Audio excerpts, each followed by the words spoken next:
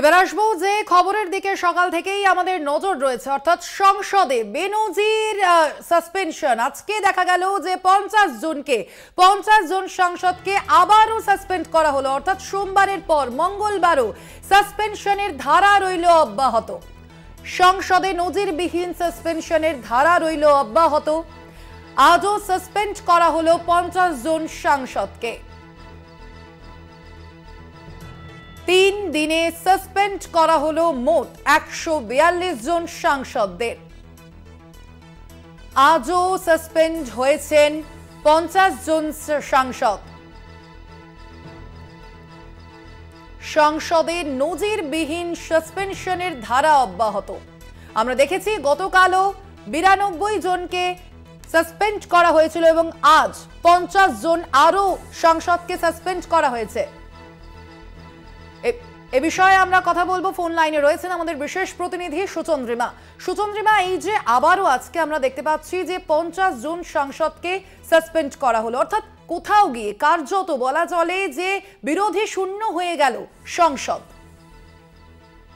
একদমই, দেখো এটা যেভাবে নজিরবিহীন একটা ঘটনাকে সামনে আনলো সংসদীয় গণতন্ত্রের ইতিহাসে, যে একসঙ্গে 142 যে সংখ্যা এসে দাঁড়িয়েছে সংসদ, তারা সাসপেন্ডেড। তাহলে এবার প্রশ্ন হচ্ছে বাকি কতজন থাকলো। যদি বিরোধীদের মধ্যে আমরা সংখ্যার হিসাবে যদি দেখি, তাহলে 142-এরও অনেক কম সংখ্যা বেঁচে থাকলো।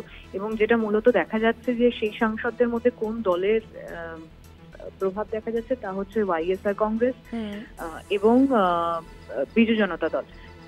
আর যারা মূলত নিজেদের মতাদর্শগত দিক থেকে বিজেপির সঙ্গে, তাই কোথাও যে বিরোধীদের সাথে বিজেপির মতাদর্শগত পার্থক্য, তারা এখন সংসদের বাইরে, তারা প্রতিবাদ কর্মসূচিতে একজোট হয়েছেন। এবং যারা বিজেপির মতের সঙ্গে মিল রেখে সেই বিরোধিতা সংসদে দেখায়নি এই সাম্প্রতিক ইস্যুতে, তারা এখনো ভেতরে রয়েছে। তাই ছবিটা অনেকটাই পরিষ্কার এতে, যে এই 142 জন তারা কেন, কি কারণে তাদের এই সাসপেনশন, এবং যারা এখনো ভেতরে রয়েছেন, যারা এখনো সাসপেনশনের মুখে পড়েননি, তাদের মুখে বিরোধিতার স্বর নেই বলেই তাদের ভেতরে বসে থাকার অধিকার এখনো বজায় রয়েছে।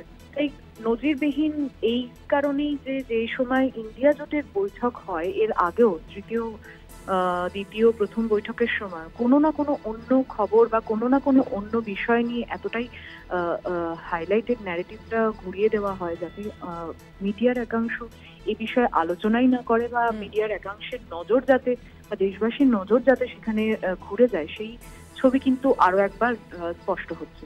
স্বর্ণালী, ধন্যবাদ সুচন্দ্রিমা। সংসদে আজকেও সাসপেনশনের ধারা রইল অব্যাহত।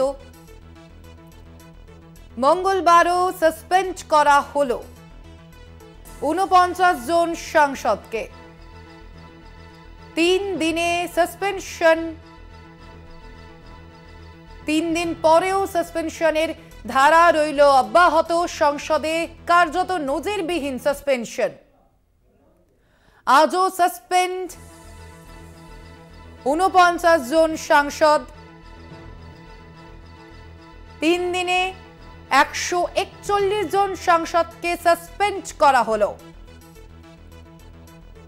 স্বরাষ্ট্রমন্ত্রী এবং প্রধানমন্ত্রী নরেন্দ্র মোদীর বিবৃতিতে সংসদ হানাদারি কাণ্ডে বিক্ষোভ দেখাচ্ছিলেন বিরোধী সাংসদরা।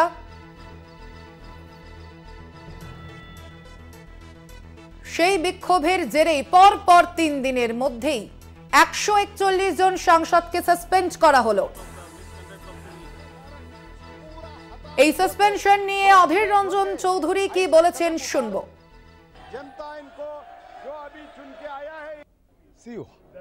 In a single word I can say that it is nothing but an anarchy being played inside the parliament. Anarchy being played inside the parliament.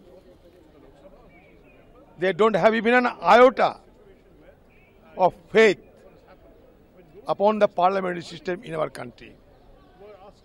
So that is why it is nothing but an anarchy inside.